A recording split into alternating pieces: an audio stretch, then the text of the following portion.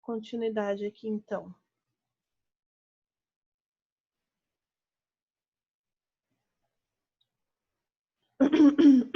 Então, vamos ver esse primeiro exemplo aqui. Um bloco, ele tem 10 quilos de massa e ele desloca-se em um plano horizontal sobre a ação de uma força também horizontal de intensidade 50 newtons.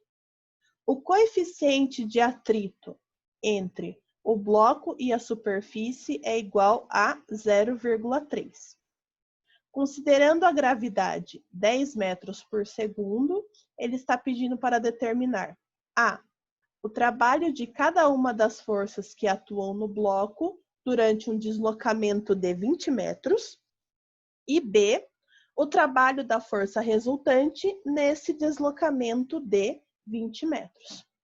Então, aqui a gente tem o que a gente chama de diagrama de corpo livre e ele está ilustrando as forças que atuam no bloco durante esse deslocamento. Então, aqui a gente tem a força de atrito, aqui a gente tem a força-peso. Aqui a gente tem o nosso F, que é o sentido do movimento, e aqui a gente tem uma força normal. Então, ele quer que calcule a intensidade de cada uma dessas forças. Então, a força F, de acordo com o enunciado, ela tem 50 newtons. Então, a intensidade dessa força vai ser o quê? O peso é igual a massa vezes a gravidade. Então, aqui, ó, a gente tem 10 quilos de massa vezes a aceleração da gravidade. Então, o nosso peso vai ser o quê? De 10 newtons, tá? Pelo princípio da inércia, na vertical, a força resultante é nula. Por quê? Porque a gente não tem aqui alguma força atuando no sentido da vertical. Então, se pelo princípio da inércia, na vertical a força resultante é nula, então N vai ser igual a P. Portanto, o N também vai ser 100 newtons, tá? Aí, ele está pedindo a intensidade da força de atrito. A intensidade da força de atrito é dada pela força de atrito vezes o coeficiente, o coeficiente de atrito vezes o N. Então, o coeficiente de atrito, ele deu aqui, ó. Coeficiente de atrito entre o bloco e a superfície é igual a 0,3 vezes o N. O N aqui a gente achou que é o 100. Então, 0,3 vezes 100, a nossa força de atrito vai ser igual a 30 newtons. Aqui.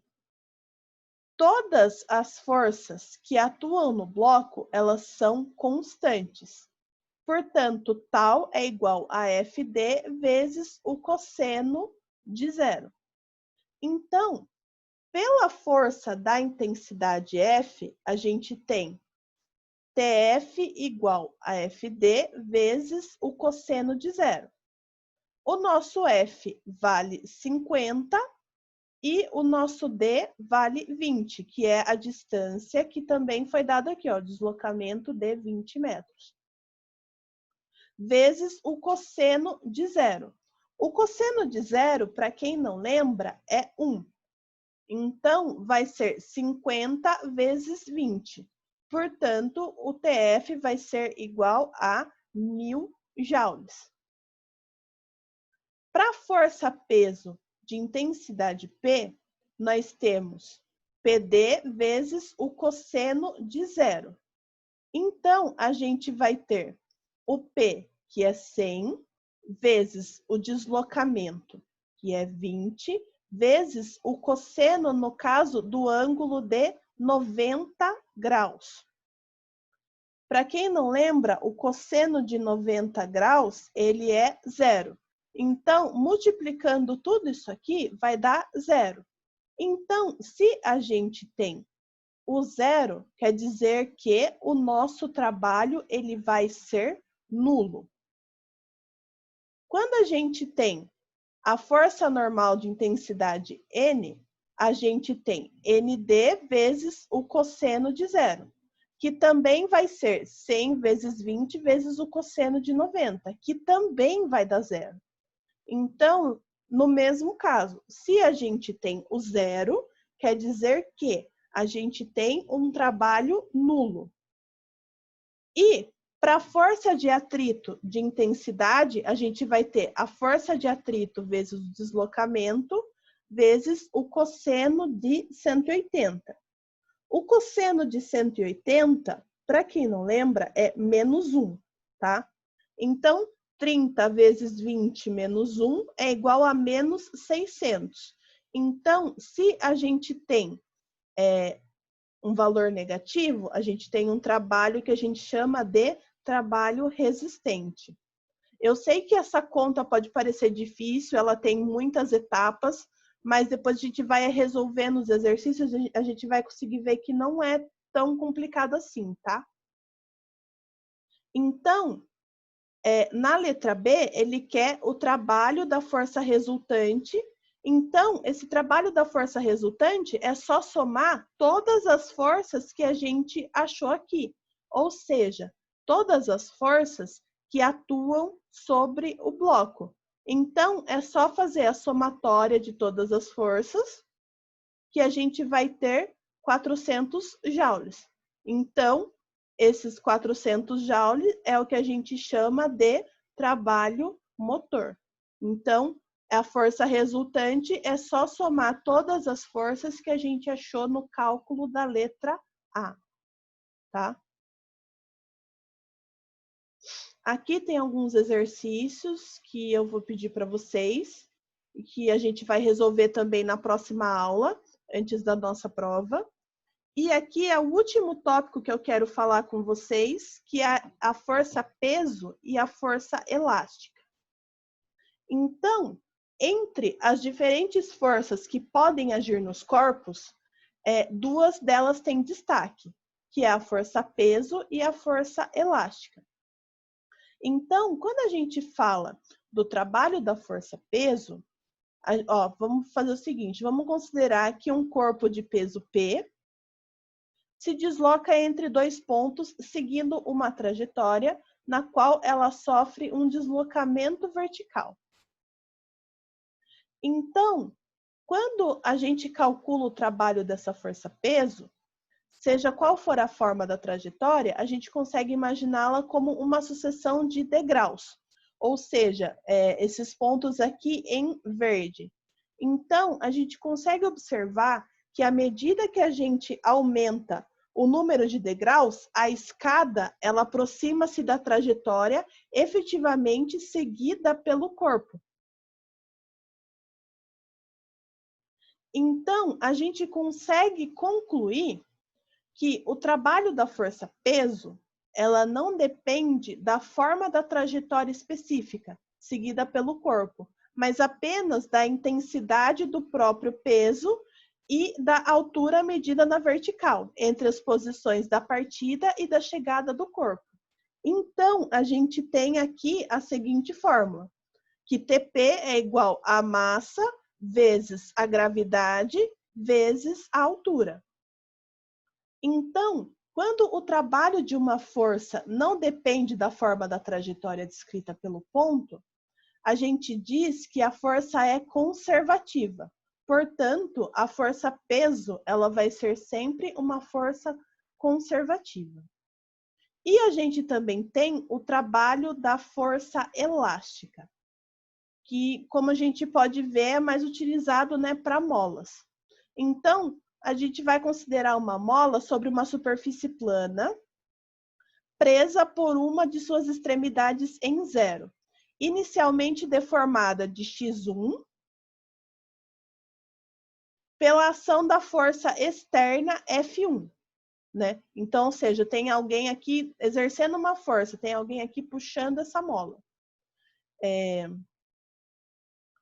Então, pela força externa F1, que é levada a uma nova situação, na qual sua deformação aqui, ó, é x2, que é quando submetida a uma força F2.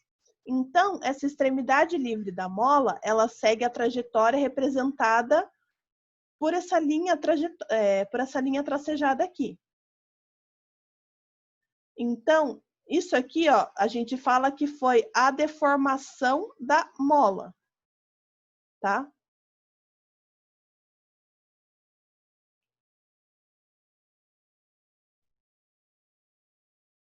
Aqui eu vou mostrar um exemplo para vocês. Daí vai ficar mais fácil.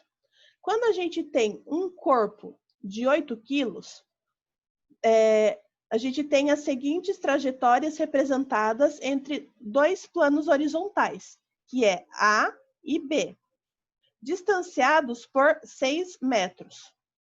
Então, novamente considerando a gravidade 10 metros por segundo, ele pede para determinar o trabalho da força-peso nos seguintes deslocamentos, de A para B, de A para C, de D para A e de E para A. Então, como que a gente calcula esse deslocamento? Então, primeiro, ele quer o deslocamento de A para B. Então, de A para B, o corpo ele está descendo. Segundo essa flechinha aqui, ele está indicando que ele está descendo. Então, a gente tem um trabalho motor. Então, a gente vai ter a fórmula aqui do deslocamento, vai ser a massa vezes a gravidade vezes a altura. Então, a massa é 8 vezes 10, que é a gravidade, vezes a altura, que é de 6 metros. Então, aplicando essa fórmula, a gente tem 480 joules. De A para C.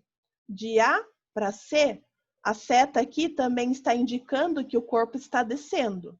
Então, se o corpo está descendo, a gente também tem um trabalho motor. Então, vai ser a mesma coisa. Vai ser a massa vezes a gravidade vezes a altura. 8 vezes 10 vezes 6. Então, portanto, também vai ser mais 480 joules. De D para A. De D para A, notem que a seta, ela está no sentido oposto. Então, se ela está no sentido oposto, a gente tem o que a gente chama de trabalho resistente. Então, o valor vai ser negativo. Então, vai ser menos 8 vezes 10 vezes 6. Por que menos 8? Porque está no sentido oposto. Então, menos 8 vezes 10 vezes 6, a minha resultante aqui vai ser de menos 480 joules. E por último, na letra D, ele está pedindo esse deslocamento de E para A. Então, aqui, ó, eu tenho de E para A. Então, de E para A, o corpo ele se desloca na horizontal. Então, se esse corpo está deslocando na horizontal, quer dizer que a minha altura vai ser 0. Então, portanto, 8 vezes 10 vezes 0, então quer dizer que a minha resultante vai ser 0. Então, quer dizer que na horizontal aqui eu não vou ter trabalho, tá? Então, pessoal, esse é o último conteúdo que a gente está vendo nesse bimestre. E a prova de vocês, ela vai cair até aqui. Vai cair a apostila de leis de Newton, mais esses conceitos de trabalho. Daí eu vou passar uns exercícios para vocês e a gente vai resolver na próxima segunda-feira. Até aqui, tá tudo bem? Falem comigo. Sim. Eu acho que sim. Eu sei que vai pintar algumas dúvidas nos exercícios, tal. Vocês sabem, o Augusto que está chegando agora, vocês sabem que vocês podem sempre me procurar, né? Todo mundo, gente, só não me procure de madrugada. Eu sou velha, eu durmo cedo. Mas vocês sabem que vocês podem me procurar, se vocês pintar alguma dúvida, eu estou sempre ajudando. Para o Augusto também, não sei se foi falado para ele que a gente tem o nosso canal no YouTube.